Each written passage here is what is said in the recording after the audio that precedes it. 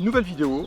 Je suis sur un nouveau lieu. Ça va faire 5-8 ans que j'étais pas revenu pêcher. On est sur le domaine public. Je suis en train de regarder, il y a des belles carpes en surface là. Donc dans le domaine public, à Breuil-en-Bessin, c'est un parcours fédéral avec un peu tout poisson, gardon, carpe, brochet, carnassier. Je vous avais promis d'essayer de pêcher dans d'autres endroits. La particularité là, du poste, c'est qu'à droite j'ai des arbres immergés. Je vais vous montrer après, pendant que je discute, vous verrez le joli décor. Donc comme vous pouvez constater sur ma droite là, c'est carrément une ancienne forêt, on va dire immergée. Ils n'ont pas coupé les troncs, donc il reste encore les arbres. Donc en fait c'est une ancienne carrière qui s'était servie pour extraiter de la pierre, et puis ça a été rempli en eau et c'est devenu un plan d'eau quoi. Mais ils se sont pas embêtés, je pense qu'au départ c'était pas prévu pour la pêche, et donc ils se sont pas embêtés à couper les arbres. Donc vous vous doutez bien que étant juste à côté, au moindre départ, je sais pas, je vais essayer de faire un petit zoom. Le fameux petit bout de bois là qu'il y a ici, là, on voit pas ma main. Alors si vous entendez quelque chose pigner derrière, c'est mon chien.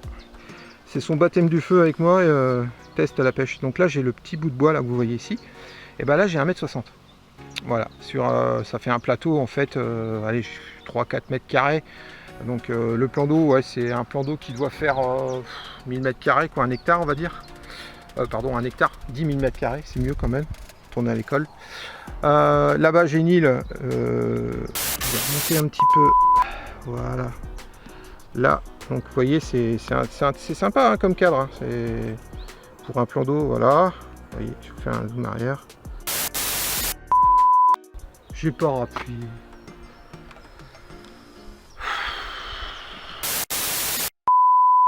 J'ai sondé là.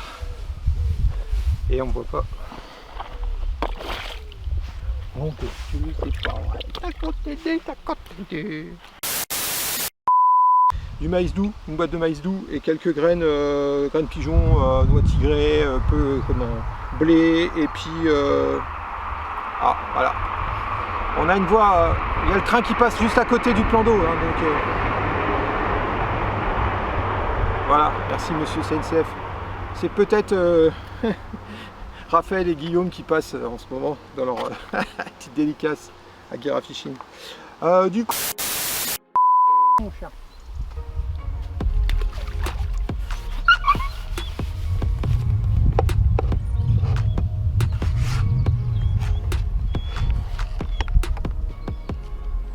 Voilà, encore une et puis c'est fini. Voilà. Ça va faire un petit tapis dans le fond, c'est le but. Ah ouais, ça suffit. On va entendre que toi là, dans la vidéo. C'est fatigant.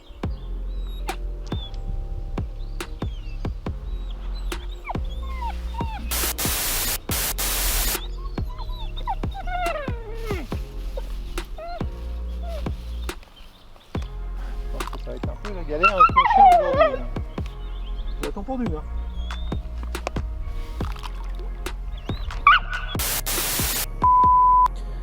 Salut les amis, donc vous venez de voir la vidéo, elle s'est mal terminée en fait. Écoutez, je vis des moments difficiles en ce moment à la pêche, et je pense que du coup, tu veux t'en aller, allez va. Donc les amis, ce que je vous propose en finale, là je vais vous montrer comment je prépare en fait, comment je prépare mes mix. Voilà, quelques conseils sur les postes et tout, parce que donc j'enchaîne des sessions en ce moment et c'est la grosse galère. Soit je fais du poisson la nuit, donc c'est pas réalisable, soit le poisson sont en mode off, donc c'est difficile de faire de la vidéo. Voilà, donc pour les gens qui découvrent cette chaîne, je vous invite à vous abonner, à continuer à liker les amis, profitez aussi de l'espace commentaire en dessous pour poser des questions, votre approche, et le but c'est de partager, communiquer entre vous, hein, c'est sympa. Voilà, donc je vous fais profiter un peu d'un bout de roche. Merci Rawen. Je vous fais profiter alors d'un bout de roche.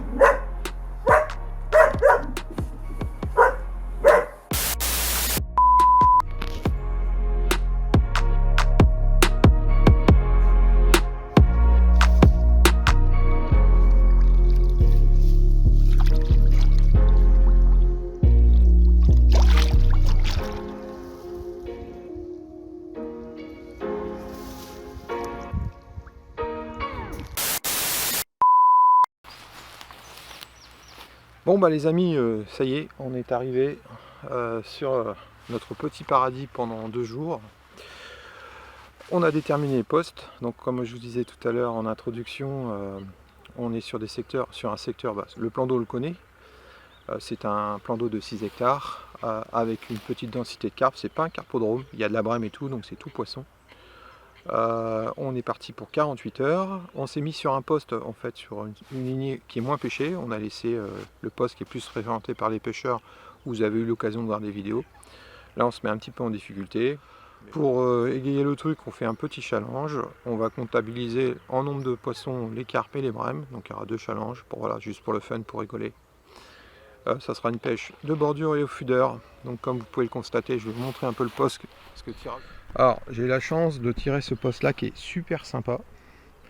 Alors comme vous pouvez le voir, ça va être une pêche de bordure. Là j'ai un buisson qui va directement au-dessus de l'eau. Bon, là on a un arbre carrément qui baigne. Donc comme vous pouvez le voir, là j'ai une bordure. Donc là il y a la berge. Il y a un petit bordure de terre là qui fait à peu près 50 cm et ça descend à la brute. En fait juste derrière la bordure de terre vous avez 70 cm de profondeur. Alors comment je sais les profondeurs? Parce que j'ai passé le dipper. C'est pratique quand on découvre un nouveau poste. Voilà les amis, il n'y a plus qu'à maintenant s'installer et espérer que les poissons soient là. Parce qu'il paraît que c'est très difficile en ce moment. Mais bon, on est 48 heures au bord de l'eau, c'est déjà le plaisir de passer un petit moment entre copains, au calme, se reposer. Et comme je dis souvent, le poisson c'est la cerise sur le gâteau. Donc on croise les doigts. Voilà. Allez, c'est parti l'installation.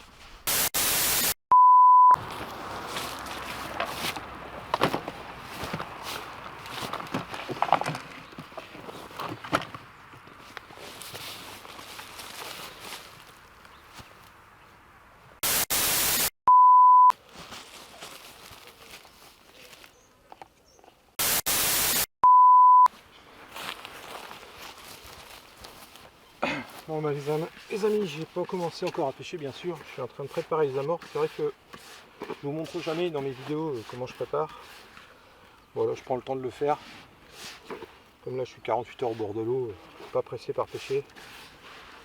Alors là j'ai fait de la spécie pour pêcher à la cage et aux méthodes aussi.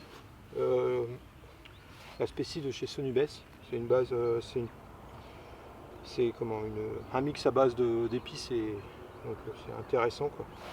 Et qui est très nuageant en fait quand c'est au contact de l'eau. Je peux vous le montrer à la rigueur. Je vais tourner la caméra. Donc elle éclate au contact de l'eau, donc ça va faire un brouillard, c'est très attractant. Ouais, donc je vais vous montrer. Là c'est le premier mouillage. Donc en fait je la mouille en 2 fois. Je la laisse gonfler, après je la remouille et je la tamise. Voilà, vous voyez ça fait un brouillard nuageux. Là elle n'est pas encore opérationnelle, hein. C'était juste pour vous montrer ce que j'étais en train de dire oralement. C'est que ce qui est intéressant, c'est quand vous pêchez à la cage aux méthodes, ça va faire un brouillard dans la colonne d'eau. Et pour faire descendre les poissons sur votre méthode, ça peut être intéressant ou sur votre cage. Voilà, bon il y a d'autres amorces bien sûr qui font le même gars, mais c'est pour ça que je l'utilise. Et en plus c'est à base épices, donc ça peut être intéressant. Et après vous voyez, ça fait une tache rouge dans le fond, donc ça peut attirer les poissons. Donc je sais que cette amorce, ce mix est intéressant des fois pour déclencher les touches. C'est ce que j'avais utilisé à Saint-Hélier.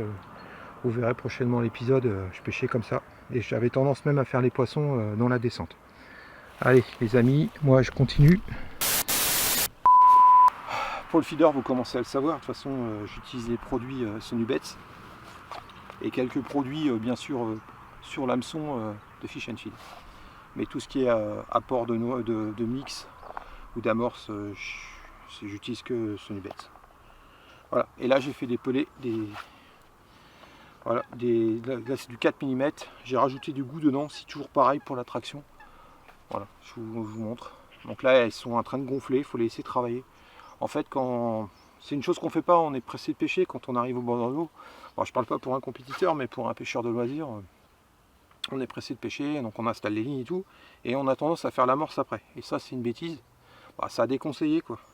Il faut mieux prendre son temps, donc là j'ai commencé bien sûr, la première chose à faire, et la priorité c'est de sonder votre poste, de vous assurer qu'avec le matériel que vous avez, vous pouvez pêcher sur le poste que vous avez choisi, parce que si vous prenez un poste dans une sablière qui a 4 mètres d'eau et que vous avez des kits numéro 2 et que vous pouvez seulement mettre 2 mètres de bannière, tout le boulot de l'installation est foutu. Donc la première chose c'est sonder son poste, alors soit traditionnellement avec un plomb, un bouchon et une canne, ou une canne à mouliner ou une canne au cou, ou comme maintenant avec le dipper où on gagne du temps, quoi.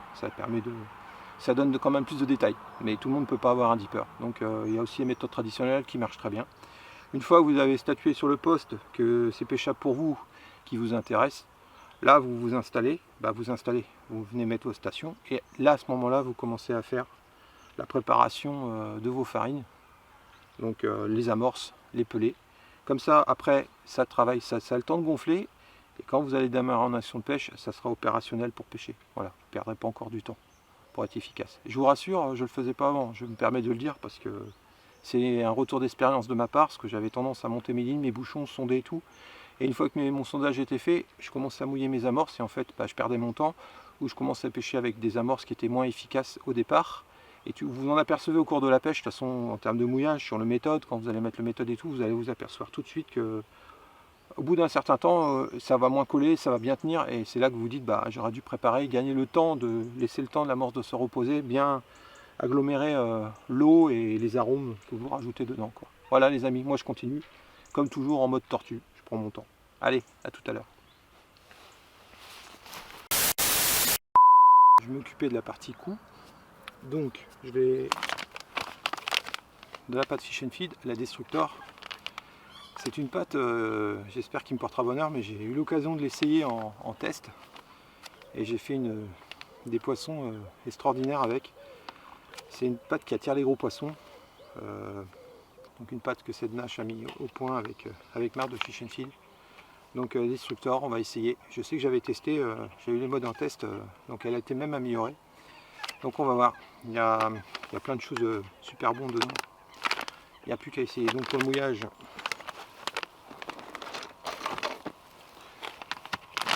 donc c'est des sachets d'1 kg, hein, pour ceux qui seraient intéressés. Je vous mettrai dans le descriptif de la vidéo le lien pour les gens qui veulent acheter. Vous pouvez acheter ces produits sur internet. Ouais, je vais en mouiller à peu près, je préfère en faire plusieurs fois. Là je vais en mouiller 300-400 grammes. Je vais la laisser vraiment, je vais bien l'engorger de flotte, contrairement à ce que je faisais avant. Et surtout ce que je fais, c'est que je la laisse se reposer, de façon qu'elle soit malléable, qu'elle tienne bien à l'hameçon, enfin qu'on arrive bien à la travailler à l'hameçon sans qu'elle éclate, comme si ça, pour éviter que ça fasse une pâte sablée, quoi, où ça s'effrite. Voilà. Alors, un peu d'eau. Donc dans l'eau c'est pareil, moi je l'utilise, il y en a qui peuvent remettre des additifs aussi si vous voulez, mais là c'est pas nécessaire, sur ces pâtes là il y a tout ce qu'il faut dedans, quoi. Voilà. Bon là je vais un peu, je commence à connaître un peu le mouillage des pâtes de Fish and Feed, donc c'est plus facile pour moi. Donc là vous voyez ça va vraiment faire une bouillie, et là on pourrait être inquiet en disant oh là je l'ai loupé, eh ben non, là tout va bien être...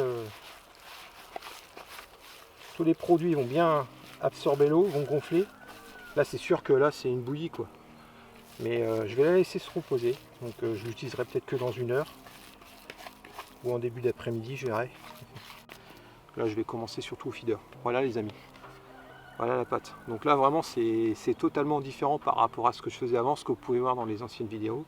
Donc il y en a qui préfèrent avoir une pâte sèche pour qu'elle travaille vraiment rapidement dans la colonne d'eau et que vous ayez des particules qui remontent. Là je vais essayer gonfler, elle va venir. Donc moi j'ai fait le choix stratégique pour le blanc. Là c'est une petite dédicace à mon Dédé Bruin, pour ceux qui le connaissent. Je suis parti sur des appâts, des amorces claires. Et Dédé conseille toujours des amorces sombres, c'est sûr que ça passe mieux. C'est un choix stratégique. Pourquoi j'ai fait ça? C'est parce que j'ai que des amorces claires. Donc il faudra que j'arrache des amorces un peu plus foncées. Je pense plus pour la rivière. Ça c'est clair que je ne ferai pas la bêtise. Ou j'essaierai de mettre quelque chose pour l'assombrir. Donc là j'ai fait 2 amorces. Donc il y a une amorce surtout que je vais utiliser pour celle que je vous ai montré tout à l'heure, de chez Sonubest, la Spécie, que je vais utiliser plus aux méthodes, peut-être en cage au départ, mais celle-ci, comme il y a là c'est tout poisson aujourd'hui, hein, pendant ces 48 heures. Le but si la carpe marche pas, c'est de faire rentrer de la brème et de s'amuser au feeder à la brème. Donc là c'est une amorce que j'ai fait moi-même. C'est du maïs concassé et du baby-corn concassé. Voilà. J'ai tout mélangé. Dedans je vais y rajouter un petit peu de... Pareil, fish and feed si ça intéresse, des mélanges de petites graines de pigeons comme on utilise pas mal. Dedans un petit peu, pas trop. Je vais mettre du maïs doux. Et puis la seule truc que j'ai pas préparé, c'est dommage, j'aurais pu faire du chènevis ébouillanté aussi pour avoir un truc qui pépite dans l'eau. Mais j'ai pas eu le temps de le préparer, donc ça c'est dommage, mais bon, on fera ça en 48 heures. Voilà les amis, pelé de chez Fish and Feed. Là il y a du, là c'est du, voilà, il y a différents parfums. Donc là c'est du poivre, j'ai du poivre, mais j'ai du maïs crème aussi. Très bon, enfin, vous connaissez, vous commencez à connaître. Voilà, et les fameux Diablesse, voilà, qui sont à tomber, qui sont super bien. Je vais pas enregistrer.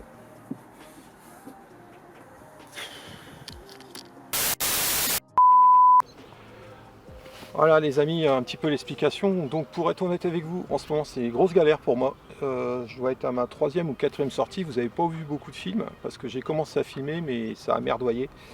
C'est la pêche aussi, hein, ça fait partie aussi de la pêche. Donc je pense que ça vous montrera que la pêche des fois ça fonctionne pas toujours. Et au moins c'est filmé comme ça, on est comme tout le monde. Je vous dis à très bientôt. Ciao.